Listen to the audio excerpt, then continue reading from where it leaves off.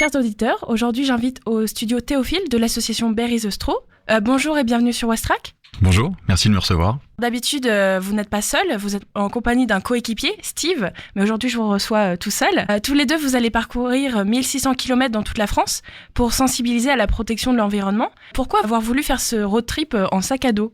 Alors, c'est parti d'une envie de Steve à la base, durant le premier confinement, de s'engager dans un projet qui serait à la fois humain et à la fois un défi physique, de marcher à travers la France pour rencontrer des gens, rencontrer des associations et organiser des conférences à but de sensibiliser à l'écologie dans un terme assez large, les personnes assez jeunes. Donc on vise les étudiants, les lycéens, et puis également l'objectif est de faire un rapport de toutes les initiatives positives qu'on va rencontrer sur la route. Le départ aurait dû se lancer, du coup c'est repoussé à septembre. Oui, alors on avait prévu donc le 16 avril. On avait prévu avec Steve de partir du 16 avril jusqu'au 13 juin, quelque chose comme ça. Et finalement, on s'est retrouvé limité par le reconfinement de toutes les régions, dont la Normandie assez rapidement.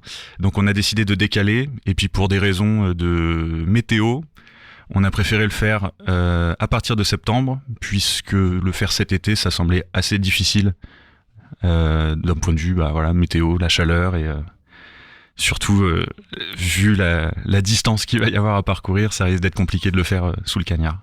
Steve va marcher et moi, en tant que support logistique, on va dire, je vais le faire à vélo avec une chariote à l'arrière du vélo, pour prendre tout ce qui va être matériel technique, pour pouvoir transporter des charges un peu plus lourdes aussi, pour être plus serein sur le voyage.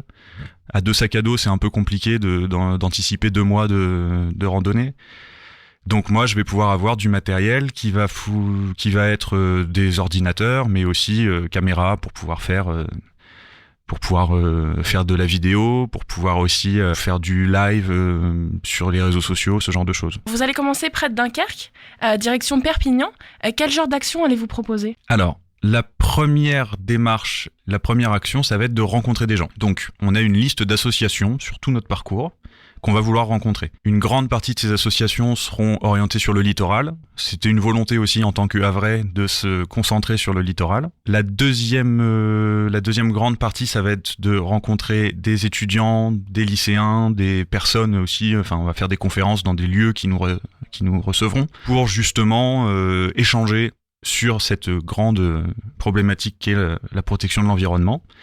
Et puis, lorsque ça pourra se faire, pour le moment, on sait que vers Dunkerque, ça pourra largement se faire, ça va être de donner des allures de cleaning challenge à notre projet. Donc, faire des happenings de ramassage de déchets, d'essayer de ramasser un maximum de déchets sur la route. C'est aussi l'intérêt de pouvoir être à vélo avec une charrette à l'arrière, c'est de pouvoir transporter un peu plus de poids en déchets que simplement à pied. Ce qui vous motive vraiment, c'est, je mets des guillemets parce que je sais que vous aimez pas ce mot, mais l'écologie, l'environnement. L'écologie, c'est un terme qui est un peu politisé aujourd'hui. Donc nous, la démarche est absolument pas politique. C'est humain avant tout. Notre objectif, c'est de rencontrer des humains.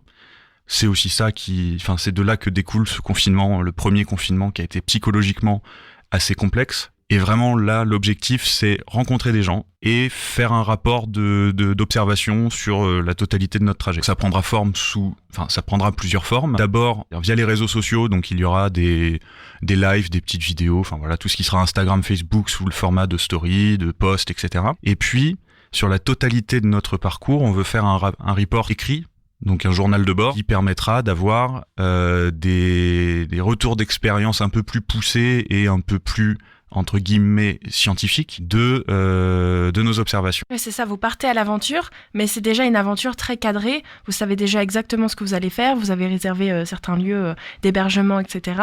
Et puis vous avez déjà tout ce projet de partage. Absolument.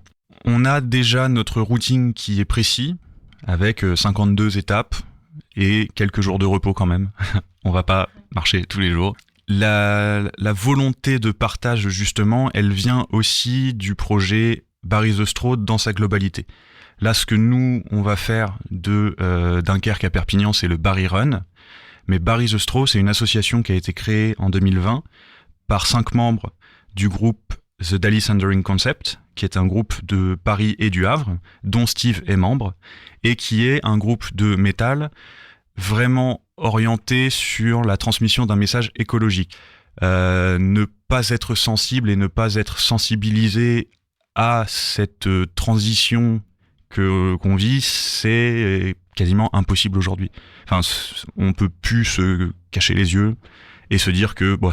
Après, faut pas oublier une chose, c'est que dans le fond, la planète s'en sortira très bien. C'est finalement l'être humain qui va en pâtir le plus de cette transition.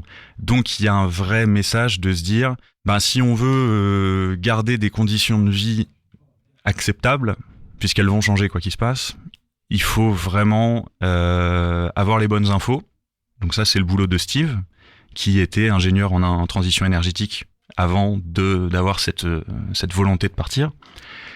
Et puis justement, de montrer aux gens sur place qu'il y a des associations qui sont hyper engagées dans ces problématiques et qu'ils peuvent eux-mêmes s'engager, soutenir des initiatives positives, comme on dit. Le but, c'est vraiment de dépenser le moins. Ça veut dire parfois hébergement chez l'habitant. Parlez-nous un peu, faites-nous voyager avec vous, laissez-nous imaginer comment ça se passe. On peut essayer de visualiser une journée un peu classique. Il va y avoir beaucoup de marches. Beaucoup de notre...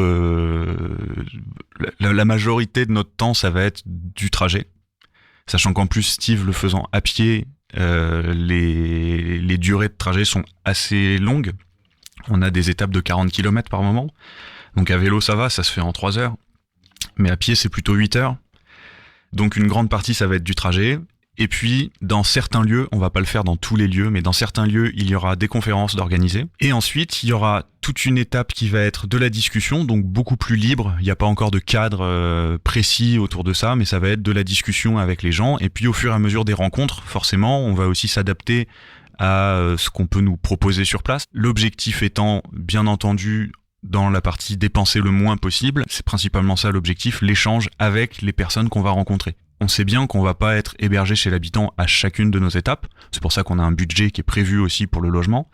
Mais c'est sûr que dans notre volonté de rencontrer des gens et d'échanger, ça va jusqu'à partager aussi des moments plus privés dans les soirées et ce genre de choses. Que ce soit en vélo ou à pied, c'est déjà très physique, surtout à pied. Est-ce que vous avez fait une préparation physique pour ce départ ? Alors, à pied, Steve fait des petites randos de 40 km assez régulièrement là pour s'entraîner. Et moi, je fais du vélo depuis déjà très longtemps.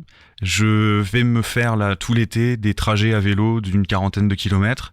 D'abord à vélo simple, puis ensuite avec une carriole derrière. Mais c'est pas effrayant en fait. On a un trajet qui est assez plat. Donc on a au moins cet avantage de pas devoir se taper des dénivelés de dingue. Ce qui était à l'origine le projet, quand Steve m'a présenté le projet, c'était de faire un Lille-Perpignan tout droit, en passant par Paris. On a décidé de décaler sur un parcours un peu plus long, mais qui nous permettrait aussi d'avoir un confort de travail. Malgré donc ce décalage dû au confinement, vous êtes quand même très motivé pour ce départ. La motivation reste la même. Alors on a pris un petit coup au moral, on va pas se mentir, mais c'était impossible pour nous de se dire qu'on annulait ça.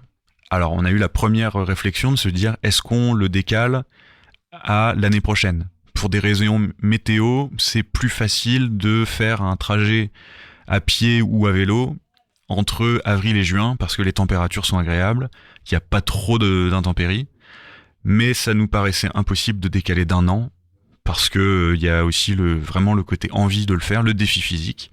Donc on s'est dit que septembre c'était le bon compromis, sachant que c'est sûr qu'en Normandie en octobre c'est pas le meilleur moment pour voyager. C'est pourquoi on décide de partir assez tôt en septembre, ce sera dans les 2 premières semaines, de manière à ce que au début de l'automne, on soit déjà sur la moitié sud de la France.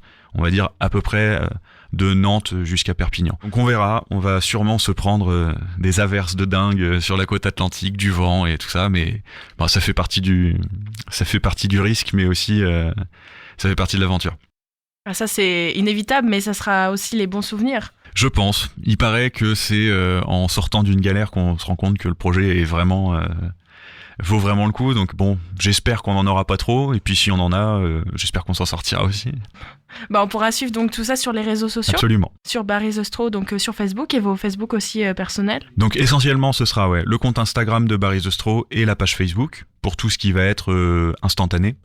Et puis de toute façon, via les réseaux sociaux, on repartagera aussi les articles qu'on fera sur un site internet ou sur un blog. Pour le moment, il n'y a pas encore c'est pas encore arrêté, mais de toute façon, on repartagera toutes les infos sur nos réseaux sociaux. Et puis oui, les articles aussi qui seront faits sur ce site internet, blog, on verra. Et on mise aussi, bien entendu, sur des relais médiatiques locaux. Alors, il y a déjà eu quelques relais médiatiques nationaux, mais on mise aussi sur le local pour justement pouvoir prévenir de notre arrivée et des journalistes qui feront des rapports de notre venue, qui viendront assister aux conférences et qui pourront aussi transmettre à une plus large audience notre discours et notre périple, notre défi un peu fou. Affaire à suivre. Exactement. Merci en tout cas de nous avoir reçus. Pas de souci, merci à vous.